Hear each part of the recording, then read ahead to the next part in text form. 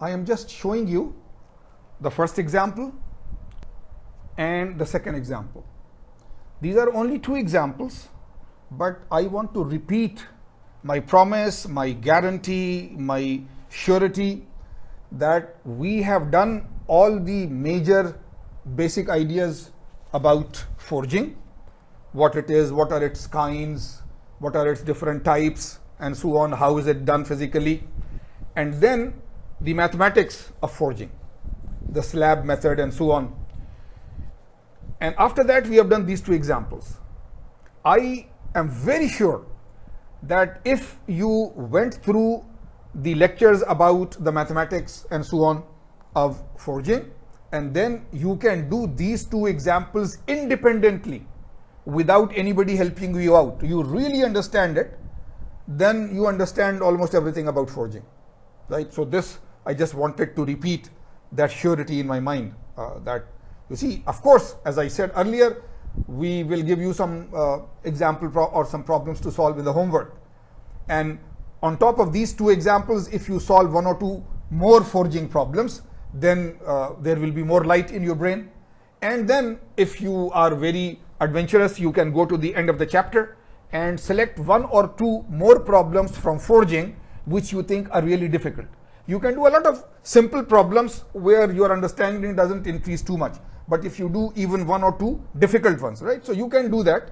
But otherwise, if you understand these two very, very well, you are more than general average in the class. Okay, now. We have talked many times of simulation, computer simulation, finite element analysis. Finite element analysis is one of the methods, right? You understand simulation, that all the physics and all other things, mechanics of the problems are given inside the software, and there is a drawing package, a 3D thing and so on. You can either do the 3D drawing inside the finite element package, or you can do the 3D drawing in AutoCAD 3D or SolidWorks and import the drawing into the simulation package. And once you have done that, the 3D is there, then you can apply the forces and the loads and so on, and the simulation package will solve the problem for you, and then you can see the variation of the stresses and strains and deformations and other things as you like. So, we have told you that there are different packages, just like anything. There are different packages. ANSYS is a very big package. We have it in SQU. Abacus is another very big package. We have sometimes here in SQU and so on. And there are other finite element packages. Even in SolidWorks, SolidWorks is basically a drawing package, 3D drawing package, but there is a small sub-module of finite element analysis. So a simple finite element analysis can even be done in SolidWorks directly. So this is what we are showing you, that you see a modeling has been done. So the 3D model of the lower die is there, the model of the upper die is there, and this is the workpiece material. And then you ask the software to apply the load. So as the load applies, right, this starts deforming, it goes there, and ultimately the material completely fills out the die and so on. So you can do this inside the software. You can keep on applying the load until this is all balanced and so on. And at any stage, at half height, at 3/4 of the height, at full forging, you can ask the software to give you the solution in terms of stresses, strains and so forth. So if you know finite elements, then this is a great advantage. I have been telling you in different lectures and so on. I tell my project students, SQU is very, very good in the sense that we have some brilliant professors, right, who know finite element analysis. I mean, not normal guys who have 10 years, 15 years, 20 years plus experience of working in a lot of projects using finite elements as a technique. So in mechanical engineering, we offer an elective course called Applied Finite Elements. We sometimes offer an elective course under special topics, and we do a different type of finite element analysis and so on.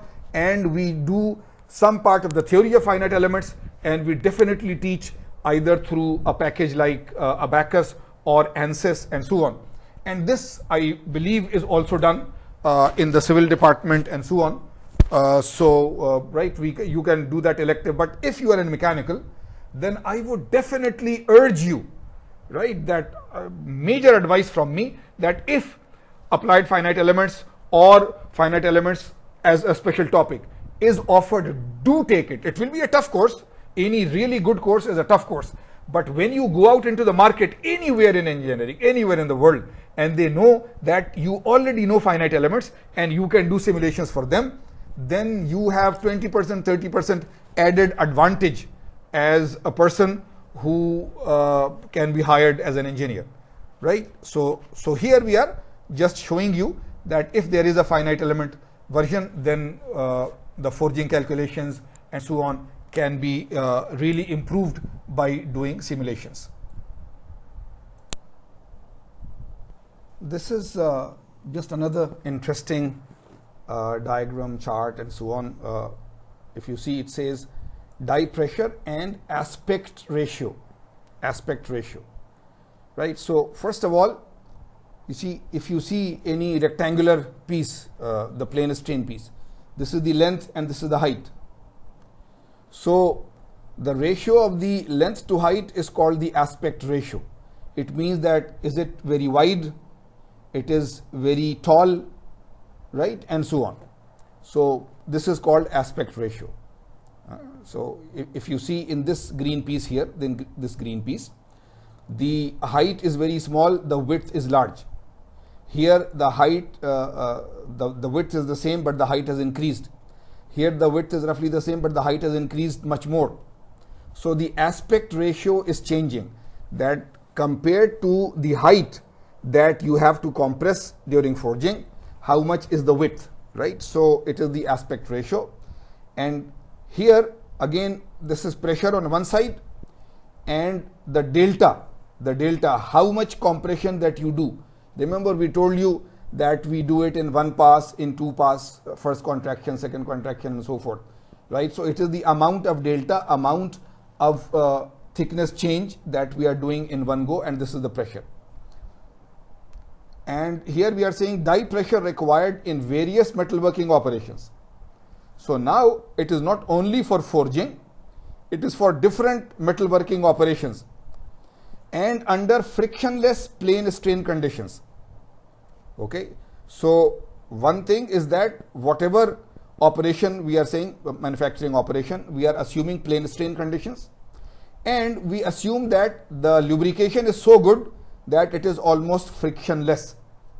So now if you see sheet and strip rolling, wire and rod drawing, extrusion, breakdown rolling, heavy forging, piercing, hardness testing. So this is a remarkable diagram, that the pressure against the change in the thickness for different operations. So, right, and for what type of aspect ratio and so forth, right? So note that the magnitude of the die workpiece contact area is an important factor in determining the pressures, right? The contact area. So this is a slightly higher level slide, but at least you know that the pressures required in sheet rolling will be low, right? In wire drawing will be a little more, in extrusion will be even more. In this breakdown rolling, you don't know what it is, it will be higher, and it will be much higher in forging. Piercing and so on are different operations where we go through the thickness of the sheet, right? Like we are drilling it. So in all these operations, bulk deformation operations, heavy forging is at the very top in terms of the pressure requirement and so on. So this is just a general diagram. If we are into these actual industries, then this will be more important. Plane strain examples. Plane strain. I told you that plane strain simply means that out of the three strains, epsilon x, epsilon y, epsilon z, any one of the strains is much smaller compared to the other two. So then we can call it plane strain, right? So here we are showing examples of plastic deformation processes in plane strain, showing the height to length ratio. Again, right, this is the length, this is the height. Okay, so this is the length, this is the height. A is indenting with flat dies, an operation similar to the cogging process as shown in a later figure. So you will see later on what is a cogging process. B is extrusion. This is the die and we are forcing the material from there. This is like open die forging in a way. This is like open die forging, isn't it? So drawing or extrusion of a strip with a wedge shaped die is B, as described in a later section. C is like extrusion, but on one side you have a flat die, right? You have a flat die on one side. So this is called ironing. And this is rolling, right? This is one roller, this is the other roller. We are forcing it through the roller. So they are showing you different examples. This is open die forging or upsetting. And these are other examples where plane strain can be applied. Plane strain can be applied. Now in reality, when does plane strain happen? In reality, that when can we think that plane strain can actually happen? So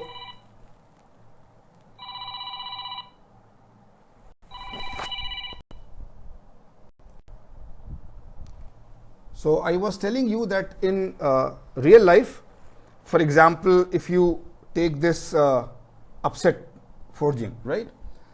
You are pressing down from the die and this width will keep on increasing and this thickness will keep on decreasing. So there will be major changes in this length and in this length. So the strains, the change in length upon the original length will be big. But take the thickness, right? Take the thickness, how thick it is. If the thickness is big compared to this height, for example, then the change in that third dimension will be very small, right? So the change in that third dimension divided by the original third dimension will be a very small strain. So the strain in this direction, suppose it is X, and in this direction, suppose it is Y, these strains are significant, but the strain in the Z direction will be very small if the thickness is large. So it depends. This is a real example that we are doing it, and this is the width, this is the height. If the thickness is big, then the change in the thickness will be very small. So the third strain can be negligible and we can take it as a plane strain. Here we stop the lecturing part of the forging section, right? So now I have listed these remaining sections: types of forging, miscellaneous forging operations, forging defects, forgeability, how easy it is to forge, die design, and equipment. And of course, it is die design for forging, it is equipment used for forging. So these topics are also there, but these are general topics where a lot of explanation is not required, right? You remember when I say that it is self-study, it means that generally from this part, I will ask questions of multiple choice or fill in the blanks or true false type, or very short theory questions. I will generally not ask big numerical problems from this side, but this is definitely included. It is not, in some sections I say we have left this section, but this is not that. These sections which I am mentioning here are sections which you have to study quickly, do reasonably good reading, but not a very, very detailed one. So you go through these. The good thing is I will just show you that I have spent a lot of time, and though you should read this from the book, but I have also prepared slides for it to help you, right? So it is already that slides I have prepared for you. I will just show you, and you just go through these topics yourself. So the major portion of the material that we cover on forging is now done.